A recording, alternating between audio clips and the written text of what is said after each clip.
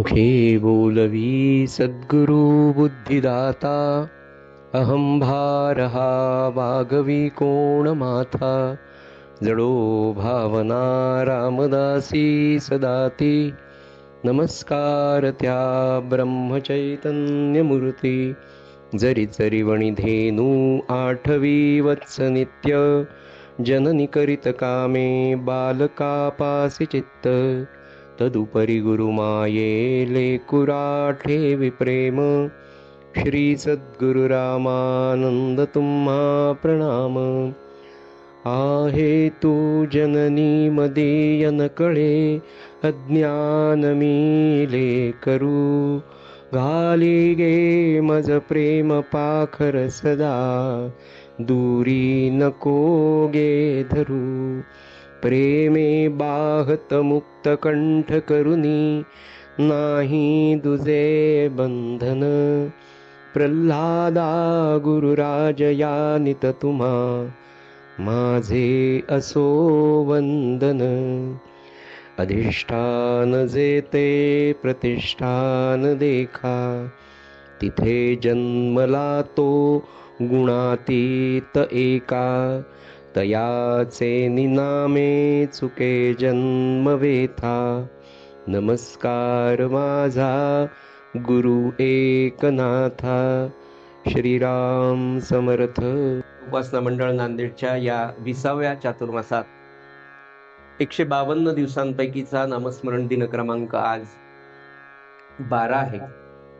उपस्थित सगळ्या माता भगिनी आणि सद्गुरु बंधूंच्या चरणी आपण विनम्र अभिवादन करूया आणि आपल्या नित्याच्या शांती ब्रह्म एकनाथ महाराजांनी निरूपित केलेल्या नाथ भागवत या ग्रंथाच्या कथन श्रवणाला सुरुवात करूया। सज्जन हो, नाथ भागवतासारखा म्हणजेच श्रीमद भागवतातल्या 11 स्कंदा, आणि हा 11 स्कंद काय आहे तर भगवान गोपाल कृष्णांचे जे 2 प्रिय सखे होते त्यातला एक आपल्या सगळ्यांना माहिती म्हणजे अर्जुन, आणि भगवंताचा दुसरा प्रिय सखा उद्धव। त्या उद्धवाला जे ज्ञान भगवंतांनी दिलं ते उद्धव गीत प्रसिद्ध आहे।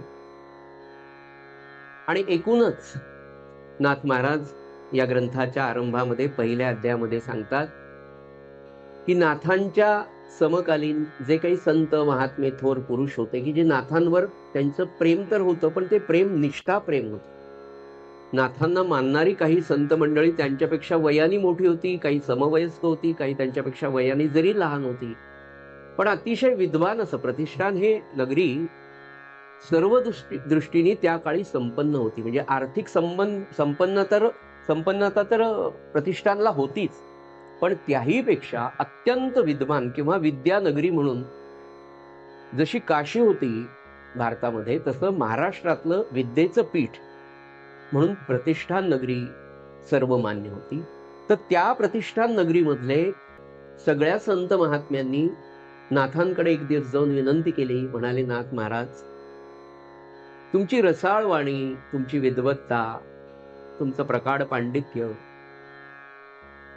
तुमचं प्रखर वैराग्य हे सगळं पाहिल्यानंतर आम्ही आज तुमच्याकडे विनंती करायला आलो की एक विषय फार अवघड आहे म्हणाले, आणि तो म्हणजे श्रीमद भागवतातला 11 स्कंद आहे। तो 11 स्कंद सगळा वेदांताचा विषय, आत्मज्ञानाचा विषय, ब्रह्मविद्येचा विषय आहे। तर तो तुमच्या रसाळ वाणीतून आम्हाला ऐकायचा नव्हे नव्हे तुमचाच तो अधिकार आहे। आणि त्यांनी हात जोडून प्रार्थना केली नाथांना की तुम्ही याच्यावर लिहायला सांगा, तुम्ही याच्यावर निरूपण करा, याच्यावर लिखाण करा। आणि ते सगळं ब्रह्मज्ञान जे संस्कृतामध्ये आहे ते सामान्य बहुजनांसाठी, सामान्य जनांसाठी ती आत्मविद्या जी संस्कृतमध्ये आहे, जी सामान्य माणसाला, बहुजनांना कळायला पाहिजे, ती मराठीतून आतापर्यंत कोणी सांगितली नाही। ते कार्य तुम्ही करा। माऊलींना जाऊन 2-250 वर्ष झालेली आहेत। आणि मग त्या ग्रंथाचं लिखाण करत असताना आपण पाहत होतो की नाथ महाराजांची विनम्रता, नाथ महाराजांचं ज्ञान आणि नाथ महाराजांची विनयशीलता पाहत असताना त्यांनी जे वर्णन काल संतांचं केलेलं आहे, ते संतांचं वर्णन, संतांचं वंदन आपल्या काल फक्त अर्ध झालेलं आहे. आपला पुढचा विषय आज आपण सुरू करणार आहोत. आपण काल पाहत होतो की संत हे ते जे निर्गुण चैतन्य आहे, आपण काल तो विषय आपला झाला, तर ते जे निर्गुण चैतन्य आहे, त्या निर्गुण चैतन्याला सामावून घेण्याची शक्ती ज्या मानवी देहामध्ये असते, तो सत्पुरुषाचा देह, तो सत्पुरुष, त्याला आपण संत म्हणतो, त्यालाच आपण सद्गुरू असं म्हणतो. तर हा सद्गुरू नाथ महाराज म्हणतात की समाजामध्ये वावरत असताना तुम्हाला ओळखणं कठीण आहे. आपण तो काल विषय पाहिला की जगामध्ये संत नाहीत असं शक्यच नाही. नाथ महाराज म्हणतात जगामध्ये संत आहेत, सद्गुरू आहेत, पण म्हणाले सामान्य माणसाला ते ओळखणं फार अवघड. नाथ महाराज म्हणतात की चिंतन करताना असं लक्षात येतं की संतांचं दर्शन, संतांचा लाभ होणं, संत दिसणं, संतांचा सहवास मिळणं ही पूर्वसंचिताशिवाय प्राप्त होणारी गोष्ट नाहीये. मग आता तुमच्या माझ्या मनामध्ये सामान्यतः असा प्रश्न निर्माण होतो की बाबा आमच्या प्रारब्धात आहे की नाही हे आम्हाला कसं कळावं, आजपर्यंत तर काही मिळालं नाही, मग आता आम्ही मिळण्यासाठी काय करावं, असा माझ्या मनामध्ये जेव्हा प्रश्न निर्माण होतो, तेव्हा सकल संत गाथा किंवा सकल संतांचं सांगणं इतकं सुंदर आहे. पहा, संत म्हणाले की सदविचार हा तुमच्या हातात आहे, म्हणून माणसाने सदैव सदविचार करावा. सदविचारातनं सदवासना निर्माण होते, सदवासनेतनं सत्कर्माकडे मनुष्य बळतो आणि सत्कर्मामुळे सत्साधनाकडे बळतो. आणि हा सगळा सत्संग आपण विचार केला तर हा जो सत्संग आहे, या सत्संगाच्या माध्यमातून तुम्हाला भगवंताच्या नामाचं कुठेतरी महात्म्य कळेल. त्याच्यासाठी त्या मार्गावर राहणं गरजेचं आहे. आणि त्या मार्गावर राहत असताना तुम्ही सद्वासनेने, सत्कर्माने जेव्हा लिप्त व्हाल, तेव्हा कुणीतरी सत्पुरुष येऊन तुम्हाला भेटेल, नामाचं महात्म्य कळेल आणि त्या नामाच्या महात्म्याने तुम्हाला संत भेटेल. संत सद्गुरू भेटण्यासाठी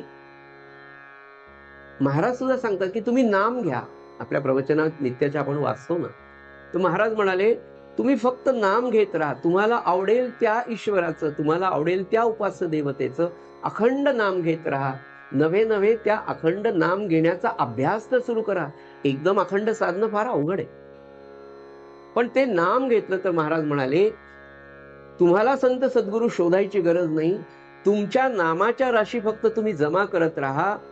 संत काय म्हणाले, हिमालयात वास्तव्यास साधनेसाठी राहणारे महात्मे तुम्हाला शोधत तुमच्या घरी येतील, एवढं त्या नामाचं महात्म्य आहे. आणि सज्जन हो, तोच अभ्यास या चातुर्मासाच्या निमित्ताने आपल्या सगळ्यांना करायचा आहे. नवे नवे इतकी वर्ष आपल्याकडून घडतोय, हे कोण करतंय मला सांगा. नांदेड सारख्या एका सामान्य शहरामध्ये गेली 20 वर्ष नामस्मरणाचा चातुर्मास अखंडपणे, अविरतपणे सुरू आहे. आणि 2027-28 पर्यंतचे नामस्मरणाचे चातुर्मास हे नोंदले गेलेले आहेत. ही सामान्य गोष्ट नाही. महाराज म्हणाले, नामाचं महात्म्य सांगत असताना म्हणाले की अहो, नाम दिसायला जितकं सोपं आहे ना, तितकं ते घ्यायला फार कठीण आहे. म्हणाले जी गोष्ट सोपी दिसते, करायला जी गोष्ट सोपी असते, दिसते, ती आचरणामध्ये, नित्य आचरणामध्ये आणायला फार कठीण असते. तर त्या सकल संतांचं महात्म्य सांगताना नाथ महाराज म्हणतात की अहो, संत ओळखणं फार अवघड आहे. याचं कारण म्हणाले, संताचा देह, संताची वागणूक, संताची चालीरीत ही साधारण जर पाहिली तर तुमच्यासारखा चालता बोलता संत असतो. म्हणाले त्याचा अंतरंग काय आहे हे आपल्या सामान्य माणसाला समजणं कठीण आहे. आणि दुसरं म्हणाले, विकल्पाची या मंदिरी ती पण आहे. इतके विकल्प आपल्यामध्ये असतात. हा असाच कसा, संत तर म्हणतो कपडे तर पॉश घालतो, धोतर तर फारच सुंदर आहे, कपडे तर म्हणजे आता इथे आपल्या हिमायतनगर, माफ करा, हुमनाबाद नावाचं गाव, या हुमनाबादला त्या काळामध्ये माणिक प्रभू नावाचे दत्त संप्रदायातले फार मोठे सत्पुरुष, फार मोठा संत, म्हणजे वासुदेवानंद सरस्वती वगैरे आपल्याला जसे माहिती आहे तसे कर्नाटकामध्ये हुमनाबादला ते होऊन गेले. पण राजयोगी त्या त्या संतांचं प्रारब्धच असं होतं की ते राजयोगीच होते. म्हणजे हत्ती, घोडे, पालखी, उत्तम प्रकारचे धोतर, उत्तम प्रकारचे अंगरखे, उत्तम प्रकारचे डोक्यावरचे टोप त्यांचे असायचे आणि ते कायम त्याच अवस्थेमध्ये नवे नवे त्याच पोशाखात ते राहत असत. एक दिवस त्यांनी हे सगळं त्याग करायचा प्रयत्न केला. एकाने येऊन पुन्हा त्यांना ती विनंती केली, करायला आपण असं का करता, हे घाला म्हणाले. हा त्यांचा योग आहे. मग अशा मोठ्या संतांना पाहून सुद्धा लोकांच्या मनात विकल्प यायचे की संत असा कसा म्हणाले की जरीचे कपडे, जेवायला सोन्याचं ताट. आणि काही संत आपण पाहतो, म्हणून म्हटलं की ब्रह्मज्ञानी पुरुष हे देहानी वेगवेगळे असतात. काही बालपिशाच्य व्रत वृत्तीने राहतात, काही बालवृत्तीने राहतात. काही काही संत महात्मे सज्जन हो ब्रह्मज्ञानी पुरुष असतात आणि त्या ब्रह्मानंदामध्ये ते इतके अखंड लीन असतात की त्या ब्रह्मानंदातून ते खाली यायला तयार नसतात. आणि नाथ महाराजांनी तर पुढे ती तुमच्याकडे काढून आणलेली, नाथ महाराजांनी ती अवस्था सांगितली की कशा पद्धतीने तुम्हाला आत्मज्ञान होतं, कशा पद्धतीने मनुष्य ब्रह्मज्ञानापर्यंत संत महात्मा पोचतो, हे आजच्या विवरणात पुढे येईल. तर ते ओळखणं फार कठीण आहे की वस्त्रांचं भान नाही. आपल्या महाराजांच्या चरित्रात आपण पाहिलं की ब्रह्मानंद महाराज आहेत, ब्रह्मचैतन्य महाराज आहे, यांना उन्मनी अवस्था प्राप्त झाली. तर ब्रह्मचैतन्य महाराजांनी म्हणाले मी 9 महिने उन्मनी भोगली म्हणाले. 9 महिने ती उन्मनी अवस्था म्हणजे सज्जन हो, लौकिक दृष्ट्या पाहताना असं वाटतं की हा दारू प्यालेला आहे का, हा बेशुद्ध पडलेला आहे का, असं आपल्याला वाटतं, किंवा हा वेडसर आहे का. म्हणजे महाराज तासन तास, ब्रह्मचैतन्य महाराज इंदौरला असताना 4-4 तास रोडवरच्या चिखलामध्ये आनंदाने झोपलेले असतात.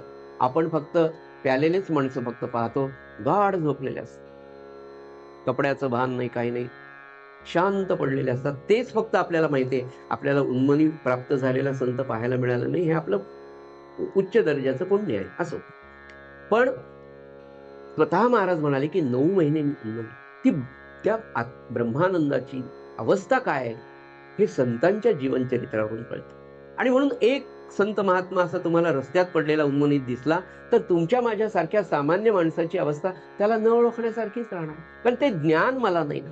म्हणून महाराजांच्या याच्यामध्ये जी श्लोकामध्ये सांगितलं ना की आहे तू जननी मदीय नकळे अज्ञान मी लेकरू, हे अज्ञान तर मला वाटतं अंडरलाईन करून ठेवा आपल्यासाठी की खरंच आपण अज्ञानी, आपण काही. म्हणून गुपचूपपणे जे संतांनी सांगितलं, आपल्या सद्गुरूंनी सांगितलं, त्याच्यावर पूर्ण शब्दशः विश्वास ठेवून आपण आपलं जीवन व्यतीत करावं, त्याप्रमाणे घालवावं. निश्चित आपण त्या मार्गावर यशस्वी होऊ, हा अंदाज. नाथ महाराज म्हणाले की संतांना ओळखणं फार कठीण, पण म्हणाले असा संत जर एखाद्याला लाभला, नका म्हणाले साधन चतुष्टायक, फक्त त्या एक अट त्यांनी सांगितली नाथ महाराजांनी, ते म्हणाले संतांच्या चरणी अनन्य भावाने शरण जा म्हणाले. अनन्य भाव फार महत्वाचा आहे. तुम्ही कालच्यामध्ये आपण ओवी पाहिली की शास्त्रार्थ आला, साधन चतुष्टय हा एक शब्द काल आला होता ओवीमध्ये, आणि शास्त्रार्थ विद्या असा एक शब्द कालच्या ओवीमध्ये नाथांनी आपल्याला सांगितला. तर ते म्हणाले काही गरज नाही, शास्त्राची गरज नाही, ज्ञानाची गरज नाही, साधन चतुष्टयाची गरज नाही. म्हणाले असा संत जो असतो की जो निर्गुण चैतन्याला प्राप्त केलेला, परमात्म स्वरूपाला मिळालेला हा संत, म्हणाले काल आपण पाहिलं ना की सामर्थ्यवान असतो. आणि गुरुगीता सांगते ना की सद्गुरु कसे आहे, सर्व शक्ती समन्वितः, सगळ्या परमात्म तत्वाची शक्ती ज्याच्यामध्ये एकवटलेली आहे, असा मनुष्य देह धारण करून आलेला त्या शक्तीला प्राप्त करून घेतो. नवे नवे तो परमात्माच मनुष्य रूप धारण करून येतो. तुमच्या माझ्या समोर सकल जीवन आपल्याला आचरून दाखवतो. तुमच्या माझ्यासारखा गृहस्थाश्रम करून दाखवतो आणि गृहस्थाश्रमातले सगळी कर्तव्य पार पाडून परमात्म स्वरूपाला प्राप्त होतो. आणि मग असा संत म्हणाले ते सामर्थ्यवान असतो. आणि अशा संतांची कृपा दृष्टी जर तुमच्यावर पडली म्हणाले, तर तुमचं या जन्माचं नाही तर जन्मोजन्मीचं कल्याण होतं. आता या जन्माचं आणि जन्मोजन्मीचं कल्याण म्हणजे काय हो? मी अतिशय जबाबदारीने हे शब्द वापरताना नम्रपणे तुम्हाला सांगतो की महाराज म्हणाले, ज्या दिवशी मी एखाद्या जीवाला अनुग्रह देतो त्या दिवशी, त्या क्षणी त्याची प्रापंचिक आणि त्याची पारमार्थिक जबाबदारी मी घेतो. तुमच्या माझ्या मनामध्ये प्रपंच आहे, या जन्माचा प्रपंच आहे, माझे प्रापंचिक कर्तव्य, ते तर महाराजांच्या कृपेने किती सहज होत आहेत, आपण उपासनेमध्ये आल्यापासून पाहिले. पण पारमार्थिक जबाबदारी काय आहे मग? तर पारमार्थिक जबाबदारी ही आहे की या जीवाला शिवत्व प्राप्त करून देण्याचं सार्थक किंवा ते कार्य तुमचे माझे सद्गुरू करतात. म्हणून मी म्हटलं की जन्मोजन्मीचं कल्याण आपल्याला माहित नाही, पण शास्त्र एका संतांच्या मुखातनं मी असं ऐकलंय की एकदा तुम्ही अनुग्रह घेतला, एकदा तुम्हाला सद्गुरू प्राप्त झाले की ते सद्गुरू मॅक्झिमम लिमिट त्यांनी सांगितली 7 जन्मामध्ये तुम्हाला शिवत्व नवे नवे मुक्त पद प्राप्त करून देतात. ही त्यांची जबाबदारी आहे. म्हणून मी म्हणालो की आपल्याला माहित नाही या जन्मात आपला शेवटचा जन्म आहे उद्धारून जाण्यासाठी, का पुढचा जन्म आहे, का त्याच्या पुढचा आहे, का 7वा जन्म आहे. म्हणून म्हटलं की असा संत लाभणं आणि त्या संतावर, त्या संत महात्म्याच्या चरणी आपली दृढ भावना बसणं हे त्याच्याही पेक्षा कठीण आहे. काय होतं, संत मिळणं, मिळाल्यावर त्याच्यावर विश्वास बसायलाच खूप दिवस आणि ते योग्यही आहे. मी म्हटलं ना तुम्हाला की रामकृष्ण परमहंसाला विवेकानंदांनी सांगितलं की बाळा, सद्गुरूंना दिवसा पाहावं आणि रात्री पण पाहावं. याचा अर्थ असा आहे की तुमच्या मनामध्ये कुठलाही विकल्प राहू देऊ नका की याला काम आहे का, याला क्रोध आहे का, याला लोभ आहे का, याला मोह आहे का, याला माया आहे का, कुठल्या षड्विकारांमध्ये ज्याला मला सद्गुरू म्हणून लाभ घ्यायचा आहे तो आहे का, हे रात्रंदिवस पाहून घ्या, म्हणजे सगळ्या वासना. रामकृष्ण परमहंसांच्या जीवनचरित्रामध्ये रामकृष्ण परमहंस आजारी होते आणि विवेकानंद त्यांच्या चरणी आलेले होते,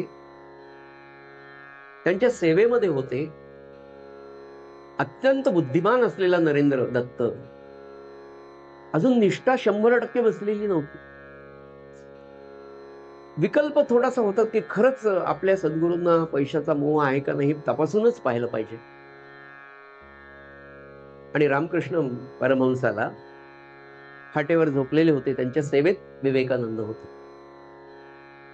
आणि रामकृष्ण परमहंस खोकला आला म्हणून उबळ बाहेर टाकायला, कफ बाहेर टाकायला म्हणून उठले आणि बाहेर गेले.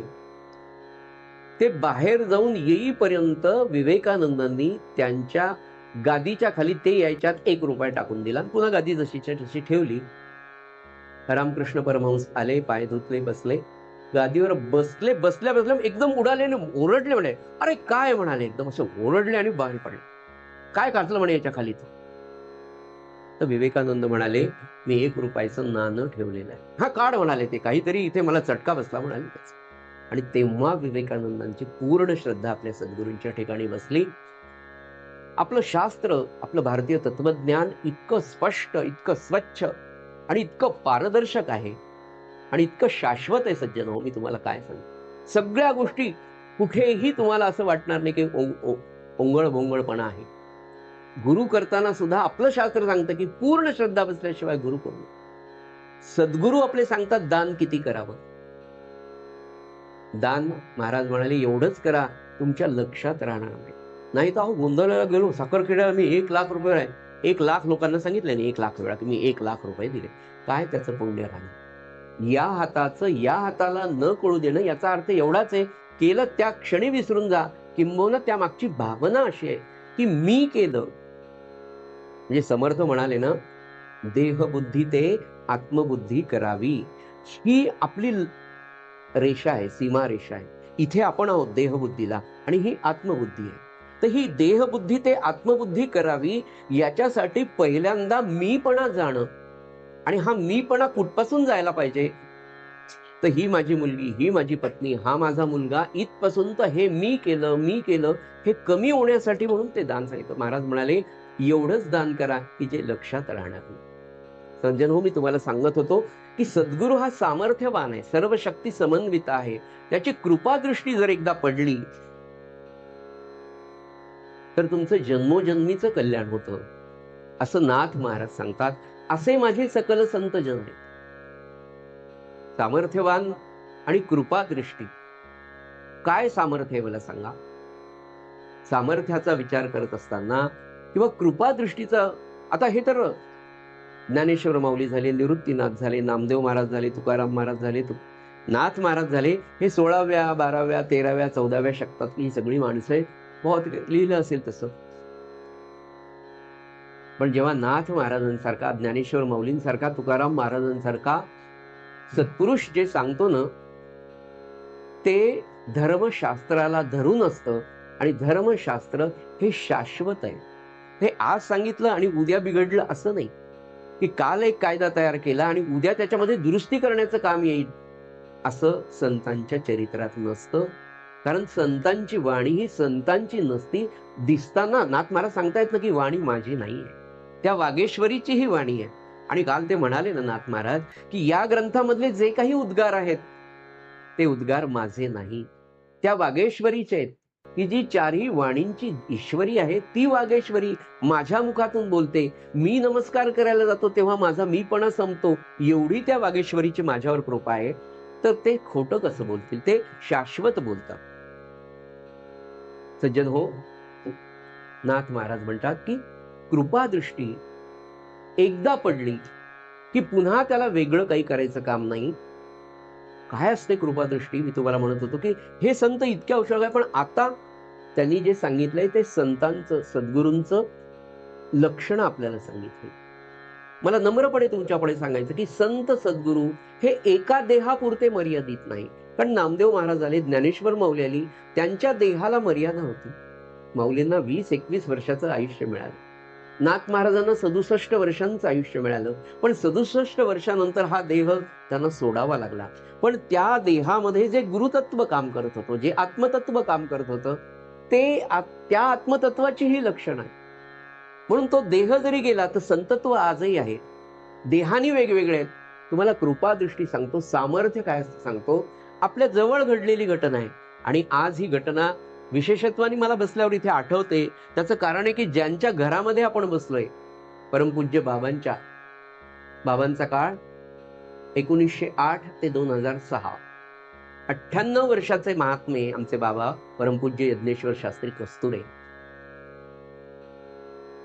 लौकिक अर्थाने मी तुम्हाला सांगितलं ना की आत्ताच मी सांगितलं की संत महात्मे समजणं फार कठीण आहे. आपण सगळ्यांनी डोळ्यांनी पाहिलंय. आणि आज मला विशेष इथे उल्लेख करावा असं वाटतं की माझ्या मोठ्या भाऊजाई सौ विद्याताई कस्तुरे, म्हणजे बाबांची नात, बाबांच्या मोठ्या मुलाची मुलगी. मला त्यांची ऍडव्हर्टाईज नाही करायची, मला सांगायचं की त्यांनी आजोबा म्हणून त्यांना इतके वर्ष पाहिलं. त्यांनीच नाही तर त्यांच्या सगळ्या नातेवाईक, त्यांच्या मुलांनी, त्यांच्या सुनांनी, त्यांच्या मुलींनी, त्यांच्या जावयांनी बाबांचा अखंड सहवास त्यांना होता ना. कुणाला सासरे म्हणून होता, कुणाला बाबा म्हणून होता. पण हा महात्मा एवढा मोठा महान सत्पुरुष आहे, हे बाबांनी देह ठेवल्यावर सुद्धा कितीतरी जणांना कळालं नाही ही काय माया होती का, आपला विकल्प होता का, आपली त्यांच्यावरची आजोबा म्हणून, बाबा म्हणून, सासरेबा म्हणून माया होती, त्याच्यामुळे आपल्याला कळलं नाही. बाबांच्या सहवासात इतकी राहिलेली माणसं. सज्जन हो, मी घडलेला प्रसंग सांगतो. तत्व आपलं एक आहे की नाथ महाराज म्हणतात की संत सद्गुरू हे सामर्थ्यवान असतात आणि त्यांची कृपादृष्टी विलक्षण कार्य करते. त्या कृपादृष्टीमध्ये एवढं सामर्थ्य असतं की जे कार्य प्रत्यक्ष भगवंत देहात येऊन करू शकत नाही. हे मी असं का म्हणतो तर प्रत्यक्ष महाराज असं म्हणाले की महाभारतामध्ये एवढा मोठा योगेश्वर भगवान, ज्यांनी आपल्याला गीता दिली, ज्यांनी अर्जुनाला विश्वरूप दर्शन दाखवलं, उद्धवावर एवढं प्रेम केलं, गोपिकांना एवढं प्रेम दिलं, एवढा तो योगेश्वर भगवान, तो प्रत्यक्ष कृष्ण शिष्टाईला गेला.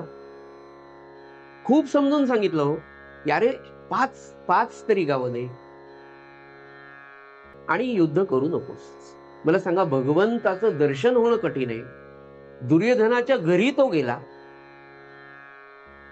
2, 3, 4 तास मोठी बैठक झाली. कृष्ण शिष्टाई ज्याला आपल्याला भागवतामध्ये येते, आपल्या सगळ्यांना तो माहित आहे प्रसंग, महाभारताच्या सिरियलमध्ये आपण पाहिला.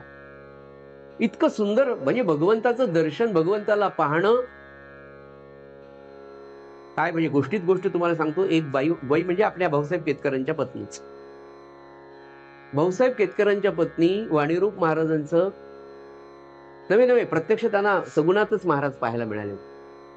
तर भाऊसाहेब केतकरांच्या पत्नी, महाराज जेव्हा काकड आरती झाली की महाराजांचं असं वेगळं प्रवचन वगैरे कधी नसायचं. ती परंपराच आहे आपली, की असं काही आज सद्गुरू प्रल्हाद महाराजांचं प्रवचन आहे सगळ्यांनी यावं असं कधीच झालं नाही. महाराज कुठे उपासनेला गेले की 20-25 मिनिटं बोलायचे, सकाळी काकडा झाले की 20-25 मिनिटं बोलायचे. ते म्हणाले त्यांचं प्रवचन करा, तर म्हणले काही प्रवचन करू नका, रामानंद महाराजांची पोथी वाचा, ब्रह्मचैतन्य महाराजांचं चरित्र वाचा, तेच मला सांगायचं, वेगळं मला काहीच सांगायचं नाही. एवढी विनम्रता सद्गुरू प्रल्हाद महाराजांच्या चरणी होती, हे आपण पाहिले नाही. तर मी तुम्हाला सांगत होतो की त्या केतकरांच्या पत्नी भाऊसाहेबांच्या महाराजांचं ते निरूपण ऐकायच्या. निरूपण ऐकल्यानंतर महाराजांच्या समोर जायच्या, पदर पायावर ठेवून नमस्कार करायच्या, म्हणायचे महाराज तुम्ही निरूपण करताना काय सांगितलं मला माहित नाही म्हणाले. मला ते काही कळतही नाही म्हणाले. काय भाव असतो, मला ते काही कळत नाही, पण मला तुमच्या चेहऱ्याकडेच मी पाहायचंय आणि त्याच्यातून जो मला आनंद मिळतो ना, तो मला निरूपणातही मिळतो. मला काही कळतच नाही. काय भाव आहे. आता असा जर एक महान सत्पुरुष या पृथ्वी तलावर असेल, तर त्या भगवान गोपाल कृष्णाच्या विभूतिमत्वाची, पर्सनॅलिटीची, व्यक्तिमत्वाची आपण काय तुलना, मला सांग. तो भगवंत आपण साधा येतो, नितीश भारद्वाज, लौकिक असल्याने नितीश भारद्वाजने काम केलं. पण मला सांगा, आपण सगळे नाही, या भारतातले, भारताच्या बाहेरले करोडो लोक, विशेषतः या कोरोनाच्या काळामध्ये पुन्हा त्यांनी दाखवली, तर पुन्हा करोडो लोकांनी ते महाभारत पाहिलं. तर आपल्याला आजही भगवान गोपाल कृष्ण म्हटलं तर डोळ्यासमोर तोच येतो. इतकं विलोभनीय रूप त्याच्या रूपामध्ये, त्याला भगवंतांनी दिलेल्या रूपामध्ये आणि तुमच्या माझ्या भावामध्ये जर होतं सज्जन हो, तर तो प्रत्यक्ष गोपालकृष्ण ओरिजिनल महाभारतातला जर दुर्योधनाकडे गेला असेल तर काहीतरी काम व्हावं ना. इतकं भगवंतांनी समजून सांगितलं, पण दुर्योधन म्हणाला, गोपालकृष्ण तू सांगितलेलं मला सगळं कळतंय, मी करतो तो अधर्म आहे, सगळं सगळं मला कळतं म्हणाले, पण मला बुद्धीच होत नाही म्हणाले तू सांगितलेलं ऐकायची. म्हणजे मला नम्रपणे तुम्हाला सांगायचं की प्रत्यक्ष भगवंत जरी आला तरी त्या पर्सनॅलिटीमध्ये बदल करू शकत नाही. म्हणून ज्ञानेश्वर माऊलींनी पसायदानात म्हणाले की जे खळांची व्यंकटी सांड. माणूस चांगलाच आहे, फक्त त्यातला वाईटपणा गेला की चालेल. हे फक्त संत करू शकतात, देव नाही. देव म्हणला चलो हटा दैसतो. त्यांनी एकच सांगितलं की परित्राणाय साधूना विनाशायच दुष्कृता. ते म्हणजे आपल्याला जमत नाही म्हणले ते भगवंत. तर मला तुम्हाला नम्रपणे एवढंच सांगायचं की प्रत्यक्ष भगवंत दुर्योधनाची बुद्धी पालटू शकले नाहीत. प्रत्यक्ष देव त्याची बुद्धी पालट करू शकले नाहीत. मी तुम्हाला सांगत होतो की हा महात्मा म्हणजे आपले बाबा. एक दिवस काय झालं, मी तोच प्रसंग आहे, देवगिरी एक्सप्रेसने नांदेडला येत होतो आणि त्याच्यामध्ये मी माझ्याजवळ एक पुस्तक होतं, मी ते वाचत बसलो होतो, गायत्रीवरचं होतं, ते वाचत होतो. तेवढ्यात एक व्यक्ती जालन्यावरून माझ्या बाजूला बसली आणि बराच वेळ माझ्याकडे पाहत होती, काय त्याला बोलायची इच्छा होती म्हणून. तर थोड्या वेळाने ते म्हणाले तुम्ही कोणतं वाचताय, म्हटलं गायत्रीवरचं वाचतो वगैरे. मग आमची गायत्री, संध्या, वेद अशी काहीतरी चर्चा झाली आणि मग ते म्हणाले, ते बाबांचे शिष्य निघाले, त्यांचं नाव श्री खारकर, पुण्याला असतात आता, आपल्या बाबांचे अनुग्रहित शिष्य कस्तुरेश्वर. आणि मग त्यांनी मला एक किस्सा सांगितला. मला सांगायचं की नाथ महाराज सांगतात की संत सद्गुरू हे सामर्थ्यवान असतात, त्यांच्या कृपादृष्टीमध्ये एक वेगळं सामर्थ्य असतं आणि ती कृपादृष्टी जर सामान्यातल्या सामान्य जीवावर जरी पडली तर ती कृपा केल्याशिवाय राहत. मी तुम्हाला काय सांगू, खारकरांनी जो प्रसंग मला सांगितला तो असा आहे. ते म्हणाले माझे सद्गुरू म्हणून तर मी तुम्हाला हा प्रसंग सांगतो, पण एक लक्षात घ्या, मी अंध भावनेने चमत्कार म्हणून माझ्या सद्गुरूंचं खूप महात्म्य वाढवायचं म्हणून सांगत नाही, घडलेला प्रसंग तुम्हाला सांगतो. आमचे बाबा म्हणाले परभणीला एका शिष्याकडे आले, म्हणाले कुठेतरी बाबांना औरंगाबाद किंवा नांदेडला यायचं असेल म्हणून दुपारच्या भोजन प्रसादाला त्या एका शिष्याने बाबांना आपल्या बोलवलं. तो शिष्य परभणीला ज्या गल्लीमध्ये राहत होता, दुर्दैव का सुदैव मला माहित नाही, पण त्याच्या बाजूलाच लागून एक मुस्लिम समाजाची व्यक्ती राहत. असं छोटंसं घर होतं. म्हणजे घर म्हणजे काय, हे घर आणि हे दार, इकडे एक स्वयंपाकाची खोली, इकडे काय असेल झोपायची खोली, असं साधं टिनाचं घर होतं त्या व्यक्तीचं, आचरणशील. आणि बाबांना त्यांनी जेवायला बोलवलं. बरं, नेमकं बाबांना जेवायला बोलवतं. बाबा असं समजा या ठिकाणी जेवायला बसले, समोर दार होतं, थोडंसं अंगण, या बाजूला ती मुस्लिम व्यक्ती या शेजारी घरात राहत असेल, इकडे अजून कोणीतरी राहत असेल. आणि बाबा आले म्हणून मग दुपारचा नैवेद्य, आरती, झांज वाजवणं वगैरे काय सगळं असा प्रकार झाला म्हणून ते मुस्लिम व्यक्तीची मुलं त्या समोरच्या अंगणात येऊन पाहू लागले की कोण वली आया है, क्या कर रहे है, वगैरे वगैरे. आणि ते लेकरं इतक्या वेळ का उभे म्हणून त्यांना रागवायला त्यांचा बाप, ती मुसलमान व्यक्ती तिथे आली. चलो रे यहाँ क्या कर रहे वगैरे असं म्हणेपर्यंत ते बाबा तिथे समोर भोजन प्रसादाला बसले होते. भोजन प्रसादाला बसलेले बाबा त्या मुस्लिम व्यक्तीने पाहिले आणि तो विसरून गेला आपल्या पोरांना न्यायला आपण आलो, तिथेच थांबला. बाबा बसलेले होते, अजून वाढायची तयारी सुरू होती, वाढणं सुरू होतं, बाबा जेवायला बसले आणि ती मुस्लिम व्यक्ती बाबांना दुरून म्हणजे साधारण 25-30 फुटावरून बाबांना न्याहाळत होती. नंतर यथावकाश बाबांचं जेवण सुरू झाल्यावरती मुस्लिम व्यक्ती निघून गेली. त्या दरम्यान बाबांनी 1-2 वेळा कदाचित बाहेर पाहिलं असेल, कोण उभा आहे काय वगैरे असं म्हणून. बाबा काही बोलले नाही. आणि नंतर ती व्यक्ती, बाबांचं जेवण झालं, बाबा आपल्या पुढच्या प्रवासासाठी म्हणून निघून गेले. त्या व्यक्तीची आणि खारकरांची एकदा भेट झाली आणि त्यानंतर त्या व्यक्तीच्या व्यक्तिमत्वात, नुसत्या व्यक्तिमत्वात नाही तर खानपानामध्ये झालेला बदल काय झाला सज्जनो, तर तो म्हणाला, मी, माझी पत्नी आणि माझी मुलं त्या दिवशीपासनं अखाद्य खाद्य काय म्हणतात, अपेय पान आणि अभक्ष्य भक्षण आपोआप आमचं सुटलं. आता ती व्यक्ती, ते म्हणाले, दुबईला राहते आणि रोज सकाळी विष्णू सहस्त्रनाम आणि गायत्रीचा जप रेकॉर्डरवर लावते आणि शांतपणे ऐकते. हमारे मजहब में ये बोलना अच्छा नहीं लगता मगर सुनने को चलता है, इसीलिए मैं विष्णू सहस्त्रनाम पढ़ता हूँ, सुनता हूँ और गायत्री भी सुनता हूँ. हे बाबांच्या एका बाबांना आजही ती व्यक्ती माहित नाही. बाबांच्या कुठल्याच परिवारातल्या व्यक्तीला सुद्धा ही गोष्ट बरेच दिवस बाबांनी देह ठेवेपर्यंतच माहिती नव्हती. मला हे करायचं नाही, पण कसं कळणार मला, काय कृपा दृष्टी आहे. ती व्यक्ती म्हणाली की आज तागायत आम्ही अपेयपान अभक्ष्य भक्षण कधीही केलं नाही. ही संतांची कृपा दृष्टी सज्जन हो, हे संतांचं महात्म्य आहे, हे संतांचं सामर्थ्य आहे. तो सहवास आपल्याला मिळणं खरोखर भाग्याची गोष्ट. आणि आपल्याला नाही कळत तरी हरकत नाही, त्यांना कळत असताना. काल तुम्हाला म्हटलं ना की महाराज म्हणाले की त्याला कळत नसेल, तो माझ्याकडे आज लक्ष देत नाही, पण मी त्याला सांगतोय ना, तर त्याचा आत्माराम माझं ऐकतो म्हणाले. आणि अंतकाळी त्याचा आत्माराम त्याला जागृत करून सांगितलं की त्यांनी मला सांगितलं होतं नाम घ्यायचं, पण मी आयुष्यभर नाम घेतलं नाही. एवढा पश्चाताप जरी त्याला अंतकाळी झाला तरी तो उद्धरून जाईल. एवढी पारदर्शकता, एवढे विशालत्व तुमच्या माझ्या धर्मशास्त्रामध्ये सज्जन हो. हे आपल्या पुढच्या पिढीपर्यंत पोहोचवण्याचं कार्य करण्यासाठी म्हणून आपली सगळ्यांची नित्य उपासना व्हायलाच पाहिजे, असायलाच पाहिजे. पुढा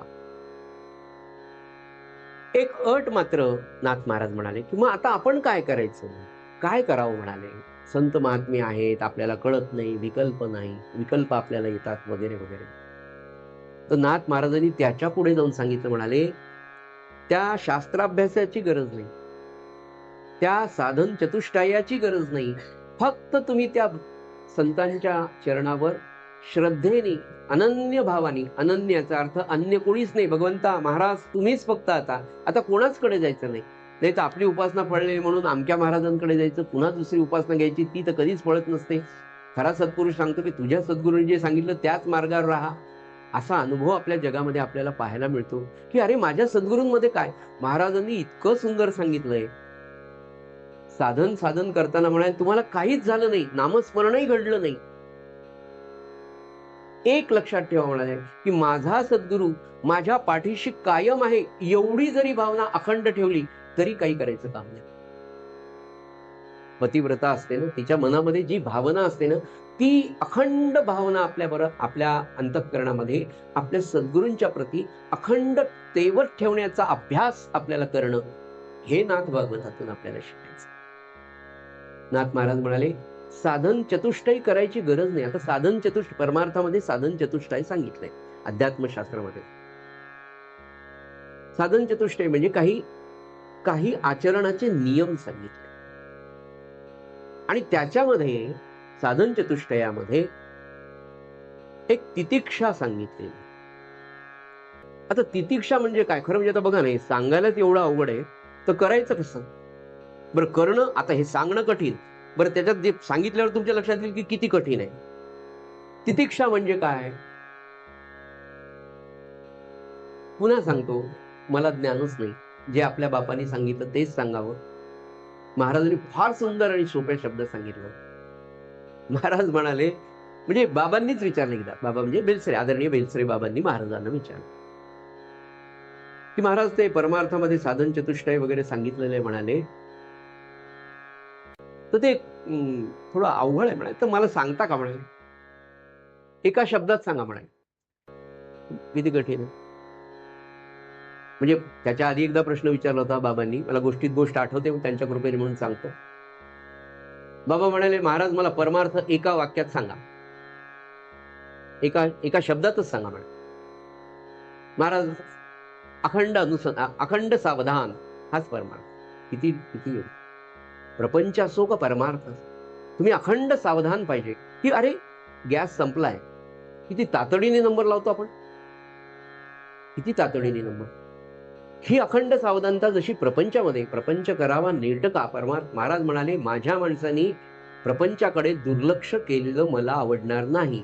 पुन्हा म्हणाले स्वल्पविराम, मला माझा प्रपंच करता आला नाही, पण म्हणाले मला श्राद्ध विकत घेण्याची सवय आहे. ज्यांनी त्याचा प्रपंच माझ्या पायावर व्हायला, त्याचा प्रपंच मी त्याच्या कल्पनेपेक्षा सुंदर करून दाखवलाय. आणि हे सगळं तुम्ही आम्ही पाहतोय की नाही. आज आपल्या प्रपंचाची स्थिती, वैयक्तिक मी माझं बोलतोय, आपलं सांगत नाही, माझ्या प्रपंचाची स्थिती तरी अशी आहे की लायकीपेक्षा, म्हणजे पात्रता हा शब्द सुद्धा मी मला वापरत नाही, माझ्या लायकीपेक्षा मला त्यांनी दिलेलं आयुष्यातलं समाधान असेल, प्रापंचिक गोष्ट असेल, त्या कल्पनेच्या बाहेर आहे. अजून आपल्याला जमलंय का आपला प्रपंच त्यांच्या पायी व्हायचं? तर नाही जमलं. सज्जन हो, मी तुम्हाला सांगत होतो, आपला विषय असा सुरू होता की काय सांगत होतो अंजली म्हणून तुम्हाला आठवतं म्हणून तितिक्षा सांगत होतो. तर बाबा असं म्हणाले की मला एका शब्दात एका वाक्यात तितिक्षा सांगा म्हणाले. महाराजच हो, म्हणजे पुन्हा सांगतो की परमात्म तत्व जिथे जागृत असतं, जिथे ब्रह्मज्ञान झालेलं आहे, ब्रह्मविद्येचा पूर्ण आविष्कार ज्या मानवी शरीरात देहात झाला, ते महाराज एका क्षणात म्हणाले गिळून टाकणं. हा गिळून टाकणं म्हणजे काय म्हणाले? तर सहन करणं, हे तितिक्षा आहे. आणि हे स्त्रियांना जसं प्रपंचात जमतं ना, हे परमार्थात सुद्धा त्यांना खूप लवकर साधू शकतं. पण प्रपंचातलीच तितिक्षा त्यांची एवढी असते की परमार्थामध्ये त्यांना जायला वेळच मिळत नाही. हे भारतीय पुरुषांचं दुर्दैव आहे, अपयश आहे असं मी म्हणेन. स्त्रिया या मार्गामध्ये फार पुढे गेलेल्या आहेत. महाराजांच्या जीवनचरित्रात कितीतरी सामान्य गरीब आणि लौकिक अर्थाने अतिशय दुःखित असलेल्या अनेक स्त्रियांना महाराजांनी इतक्या परमोच्च पदाला पोहोचवलं. त्याचं दुसरं कारण आहे, महाराजांची कृपा तर आहेच, पण त्या स्त्रियांची असलेली तितिक्षा. महाराज म्हणाले गिळून टाकणं, सहन करणं. आणि पुन्हा मी तुम्हाला नाथ महाराजांच्या चरित्राकडे नेईल. तितिक्षा म्हणजे काय? आपल्याला काय सांगितलं नाथ महाराजांनी? फार साधून चतुष्टयाची गरज नाही, शास्त्रार्थाची गरज नाही, सद्गुरूंच्या चरणांवर डोकं ठेवा, अनन्य भावाने शरण जा, आणि मग तो सद्गुरू तुम्हाला काहीतरी साधन देईल. त्या साधनावर, त्या सद्गुरूंवर जितका विश्वास आहे तितका त्या नामसाधनेवर, त्यांनी दिलेल्या सत्संगाच्या उपासनेच्यावर श्रद्धेने प्रयत्न करा. तो तुम्हाला आध्यात्मिक क्षेत्रातल्या अतिउच्च अनुभवांचा अनुभव देईल, की जे अनुभव सद्गुरूंना प्रत्यक्ष आलेले सज्जन हो, तेच अनुभव सद्गुरू त्यांच्या कृपा दृष्टीने आपल्यासारख्या सामान्य जीवाला देतात. हा अनेक साधकांचा आजचा अनुभव आहे. तुम्हाला सांगतोय तितिक्षा. नाथ महाराजांसारखा एवढा मोठा महात्मा, प्रतिष्ठान नगरीतला अत्यंत प्रतिष्ठान असा संत महात्मा, केवढं वजन त्यांचं होतं आध्यात्मिक क्षेत्रात, सामाजिक क्षेत्रात तत्कालीन. आणि हा महात्मा गंगेला स्नानाला जातो आणि एक भिकार मुसलमान पान खाऊन त्यांच्या अंगावर थुंकतो. एकदा नाही, दोनदा नाही, तीनदा नाही, 100 वेळा नाथ महाराज त्याच्याकडे डोळा करून पाहत नाहीत, त्याला बोलत नाहीत, त्याला रागवत नाही. केवढी तितिक्षा! सज्जनो, हिंदू समाजाच्या दृष्टीने हा विचार अतिशय घातक आहे. हिंदू समाज, आपण तो विषय काल बोललोय.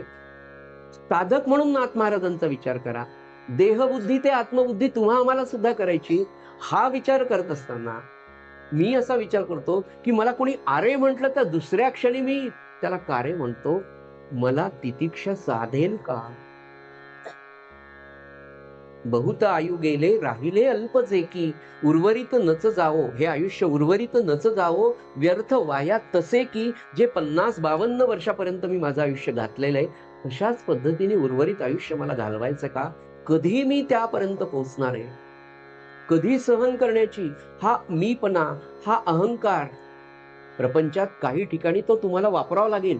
पण आपलं होतं काय? आपला राग आपल्यावर राज्य करतो. रागावर राज्य आपल्याला करता येत नाही. राग आपल्यावर हुकूम गाजवतो. आपल्याला हुकमीपणाने राग आवरता येत नाही, वापरता येत नाही. याच्यासाठी साधन चतुष्टयामध्ये एक सांगितलंय, सहन करा, गिळत राहा. ही तितिक्षा नाथांसारखं. समर्थांचं जीवन चरित्र जेव्हा आपण पाहतो सज्जन, 12 वर्षाचे समर्थ. आई म्हणाली, बाळा एवढंच कर, सावधान म्हणेपर्यंत बोलल्यावर उभा राहा. समर्थ अतिशय बुद्धिमान होते, अतिशय चाणाक्ष होते. हो म्हणले आईला. आईने काय सांगितलं? सावधान म्हणेपर्यंत उभं राहा. जांबेच्या त्या शिवणगावला तो बोहला आजही आहे. त्या बोहल्यावर उभे राहिले. गुरुजींनी अंतरपाठ धरला. कुर्यात सदा मंगलम, सावधान असं म्हटलं. समर्थ मागे वळाले. तिथून जे पळत निघाले, 12 वर्षाचं लेकरू. तितिक्षा मला सांगायची. भगवंताचं प्रेम गेली 12 वर्ष त्या अंतःकरणामध्ये इतकं विपुल प्रमाणात ओथंबलेलं होतं, मागे थांबला नाही. तुमच्या माझ्यासारखा माणूस गोंदवलेला जाताना 3 वेळा फोन करतो, रूम मिळेल ना आम्हाला? मिळेल ना रूम? गाडी ठरवताना अंजली बोलली, आपल्याला एसी गाडीने जायचं. हा, इर्टिगा गाडी पाहिजे आपल्याला. 12 तासांचा प्रवास आहे. किती माणसं बसतात? 6. नाही, आपण 4च बसू, कारण पाय लांबून बसता आलं पाहिजे. आपली तितिक्षा, आपलं भगवंताच्या दर्शनाची आस किती आहे मला सांगा. मला तुमच्यापर्यंत फक्त तितिक्षा, संतांचं जीवन, संतांचा विचार, संतांचं आचरण आणि माझं आचरण, अखंड संतांच्या, मी खरं नम्रपणे तुम्हाला सांगतो, संतांचं चरित्र इतके गोड आहेत ना. संतांच्या चरित्राचं चिंतन करत जर आयुष्य गेलं ना, तर वेगळं ब्रह्मन, माया, ज्ञान, अहंकार, साधू म्हणतात. नाथ म्हणतात की साधन चतुष्टयाची गरज नाही, पण ते ज्ञान आवश्यक आहे. हे समर्थांचं ज्ञान. तुकोबारायांचं चरित्र, तितिक्षा मला तुम्हाला सांगायची. अहो, त्या देहू मधला एवढा मोठा सावकार, एक नाही तर 2 बायका, सावकारी, जमीन, जुमला, गायी, ढोरं, इतके ढोरं त्या काळात. जितक्या बैल, जितक्या गायी तुमच्याकडे असेल तेवढी तुमच्या श्रीमंतीचं लक्षण होतं. तुकोबारायांकडे केवढी संपत्ती, सावकार देवीचा, 2 बायका, लेकरं, बाळ, उत्तम प्रपंच चाललेला. आणि एक दिवस सावकारी गेली, गुरढोरं मेली, सावकारी बुडाली. आणि सज्जनो, मी तुम्हाला काय सांगू, तुकाराम महाराजांच्या पहिली पत्नी, इतकं दारिद्र्य आलं, इतकं दारिद्र्य की आज आपल्याला तुम्हाला सांगून सुद्धा खरं वाटणार नाही की मला अन्न द्या, मला भूक लागली, मला अन्न द्या, मला भूक लागली. भूक मारेली मेली हो. आपण कधी ऐकलंय का हो की आपली पत्नी आपल्याला अन्न मागते आणि आपण तिला देऊ शकत नाही? ती म्हणते, अहो मला भूक लागली, मला अन्न द्या. तिला अन्न देऊ शकले नाही आणि ती मेली. आणि दुसरी जी होती ती भगवंताच्या नामस्मरणाला किती पोषक होती हे आपल्या सगळ्यांना. एवढ्या त्या दारिद्र्याच्या, एवढ्या त्या कठीण, बरे झाले देवा निघाले झाले वाटोळे, असं काहीतरी शब्द आहे, निघाले दिवाळे, असं तुकाराम महाराज म्हणतात. ही वृत्ती म्हणजे तितिक्षा नव्हे का? केवढी तितिक्षा आहे, केवढं सहन करणं आहे. आणि अशा या सगळ्या अवस्थांमध्ये सज्जन हो, हा माणूस भंडारा डोंगरावर जाऊन नामस्मरणाशिवाय राहिला नाही. तुकाराम महाराजांच्या चरित्रातला जर विषय केला, और एवढंच नाही, तितिक्षा तितिक्षा म्हणजे काय, तर एक दिवस होळीच्या दिवशी गाढवावर त्यांना बसवलं, तेही उलट बसवलं, आणि गळ्यामध्ये चपलांचा हार तुकोबारायांच्या घातला, तरी हा महान सत्पुरुष भगवंताच्या नामाशिवाय राहिला नाही. इतकी तर कठीण परिस्थिती तुम्हा आम्हाला नाम घेताना आपल्या संसारामध्ये आहे का? थोडा शांतपणे संतांच्या जीवनचरित्र, विशेषतः गृहस्थाश्रमी जे संत आहे, किंवा माऊली तर म्हणाले, अहो प्रपंच म्हणजे नवरा बायको हा प्रपंच नसतो. समर्थांचाही प्रपंचच होता, माऊलींचाही प्रपंचच होता. तर या प्रपंचामध्ये निश्चितपणे तुम्हा आम्हाला एवढ्या अडचणी नाही. म्हणजे पुढे तुकाराम महाराज म्हणाले की संत भोगाचा वीट मानत नाही आणि त्यागाचा आग्रह धरत नाही. संतांची वैशिष्ट्य तितकी सुंदर सांगितली, आणि ती सगळी वाचत असताना मला सकल संतांची चरित्र, विशेषतः आपल्या परंपरेतले सगळे संत जवळून पाहायला मिळते. धिंड काढली तरी तुकाराम महाराज काहीही म्हटले नाही. आनंद म्हणाले, आपली मिरवणूक कोण काढणार आहे? हा दृष्टिकोन किती सकारात्मक आहे. याच्यावर वेगळं भाष्य केलं तर 1 तासाचा विषय होईल की तुकाराम महाराजांची अशी धिंड काढू नये वगैरे. पण संत परमात्मा मनुष्य रूप धारण करून या पृथ्वी तलावर येतो, आणि तुमच्या माझ्यासारखा गृहस्थाश्रमातल्या असंख्य अडचणींना तोंड देऊन तो या नराचा नारायण होतो, ते आपल्याला दाखवतो. आणि त्या मानाने जेव्हा तुम्ही आपला प्रपंच आपण संतांच्या गृहस्थाश्रमाशी प्रपंचाशी जेव्हा तुलनात्मक दृष्ट्या पाहतो, सज्जन हो, आपण अभ्यासामध्ये खूप कमी पडतो. नवे आपल्याला विद्या, ती आत्मविद्या मिळवण्याची, आत्मविद्याही सोडून द्यावी तर म्हणेल, त्या भगवंताविषयी प्रेमच नाही. महाराज म्हणाले ना, तुम्हाला भगवंत पाहिजे, पण तो तुमच्या प्रपंचाकरता पाहिजे. बाबा म्हणाले, भगवंताला, सद्गुरूंना तुम्ही सर्वंट समजता. 24 तास लिस्ट आहे म्हणाले तुमची. सकाळी उठलं की महाराज दिवसभर हे झालं पाहिजे, झोपताना महाराज उद्या हे झालं पाहिजे, सकाळी उठलं की पुन्हा ते. इतकी लिस्ट महाराजांची, माफ करा, महाराजांकडे आपली रोज असते. तो काही सर्वंट आहे का आपला? आपल्या सगळ्या इच्छा तृप्त करण्यासाठी त्यांनी, बरं हरकत नाही, तो तर करेलच, हो करतोच आहे, आपण पाहिलंय. म्हणालो ना मी की आपल्या लायकीपेक्षा केवढ्या गोष्टी त्यांनी दिल्या. समाजातल्या इतर लोकांकडे आपण जेव्हा पाहतो, त्या मानाने आपल्या संतांची जीवनचरित्र पाहिली तर त्या मानाने आपल्याला काहीच अडचणी नाही, तरीही आपण नामस्मरण किंवा भगवंताचं प्रेम आपल्याला उत्पन्न होत नाही. काय असेल? चौथं तत्वनाथ महाराज म्हणाले, मी तुम्हाला आता सांगतो की भोगाचा वीट नाही, संतांचं चरित्र पहा. समर्थ सद्गुरू प्रल्हाद, भोगांचा वीट नाही, मी तुम्हाला सांगतो. माझी सद्गुरू माऊली प्रल्हाद महाराजांचा 4 मार्च 1973 रोजी अकोल्याला रौप्य महोत्सव झाला. रौप्य महोत्सव झाला म्हणजे महाराजांची रौप्य तुला केली. 81वा महाराजांचा वाढदिवस होता. खूप मोठ्या प्रमाणात लाखो लोक तिथे जमले. फार सुंदर उत्सव झाला. यथावकाश उत्सव संपला. अकोलेकर मंडळीने महाराजांना अजून 8 दिवस थांबा, यांच्याकडे त्यांच्याकडे म्हणून थांबवून घेतलं. जिजीमाई महाराज थांबले. भोगाचा वीट येत नाही, हे तुम्हाला सांगायचं. संतांना या समाजामध्ये तुमच्या बरोबर, माझ्या बरोबर राहताना तितिक्षाच आहे. तितिक्षा पण मी सांगतो आणि भोगाचा वीट पण सांगतो की काय तितिक्षा. महाराजांना काय प्रश्न लोक विचारतील, म्हणजे अज्ञानच म्हणावं, दुसरं काय. पुन्हा मला एकदा गोंदवलेकर महाराजांची आठवण येते. गोंदवलेकर महाराजांना काय प्रश्न विचारला, म्हणजे काय काय विचारतील लोक.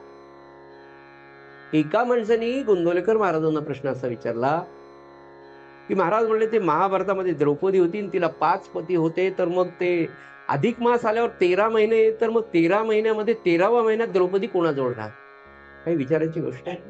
काय विचारतील लोक. मला लोकांच्या, म्हणजे याचं सूत्र आहे, याचं सूत्र असं आहे की सामान्य माणूस, तुमच्या माझ्यासारखा सामान्य माणूस हा कायम विषयामध्ये राहतो.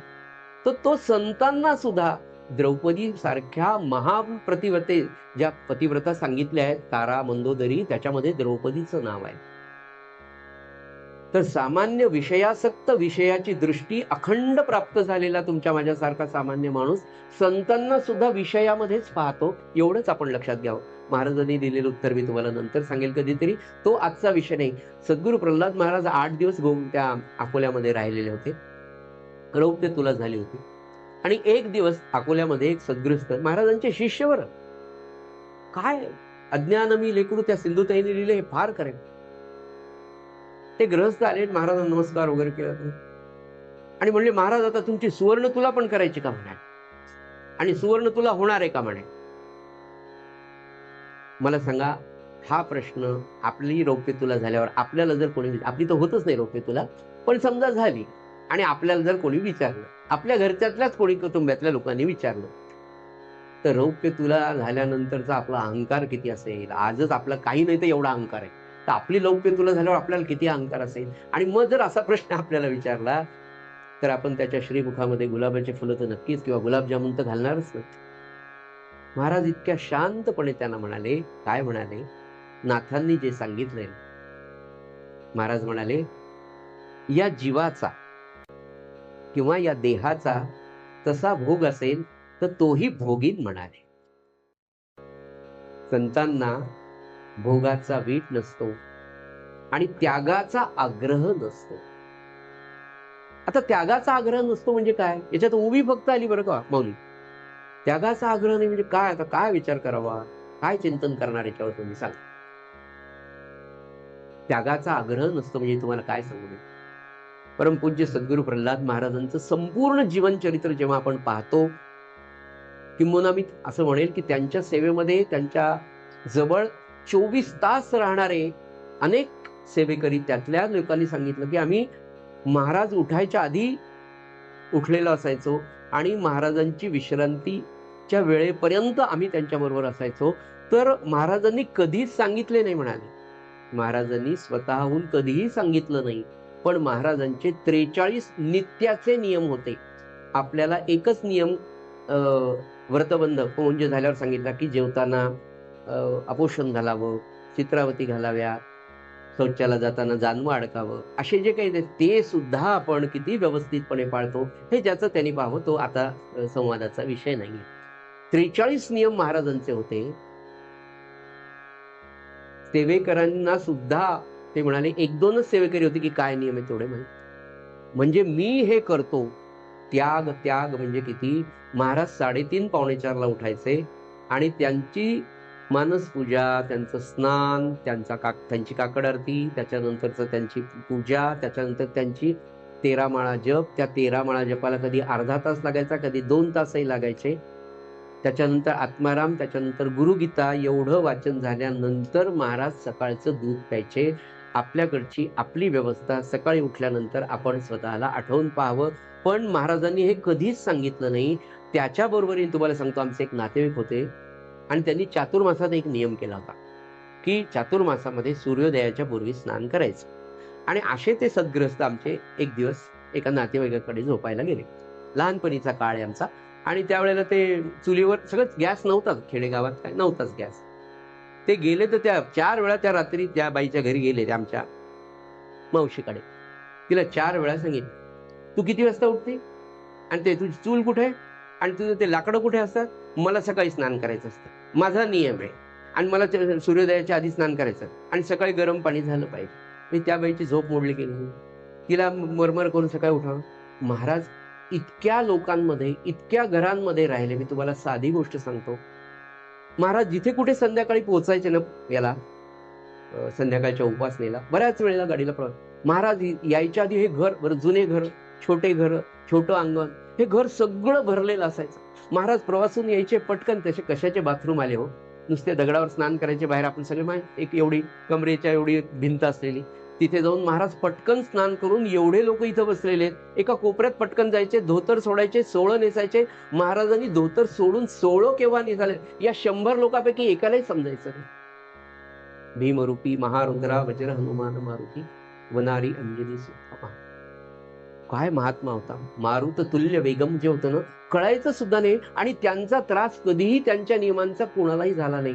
त्यांच्या त्यागाचा कधी त्यांनी ओहापोह केला नाही, ज्ञानाचा ओहापोह केला नाही. हे सकल संतांचे चरित्र सज्जन हो. नाथ महाराज सांगतात, अशा या सकल संतांचे आशीर्वाद मला असावे. अशा या सकल संतांनी माझ्या ग्रंथांचं श्रवण करावं अशी मी विनंती त्या संतांच्या चरणी करतो, असं नाथ महाराज सांगतात. आणि उद्या त्याविषयी आपण उद्या मांडू. तत्पूर्वी तुम्हाला आम्हा सगळ्यांना माहित आहे की मानवी जीवनामध्ये, प्रपंचामध्ये हा प्रपंच करत असताना अतिशय वेगवेगळे प्रसंगांना आपल्याला तोंड द्यावं लागतं. आपल्यापेक्षाही कठीण प्रसंगांना नाथ महाराजांनी त्यांच्या जीवनामध्ये तोंड दिलंय. नवे नवे ते अतिशय, म्हणजे मी म्हणालो ना तुम्हाला की गृहस्थाश्रमू आचरिता, कर्मलेखा न ओलांडिता, निज व्यापारी वर्तता, आत्मबोधू न मैळे.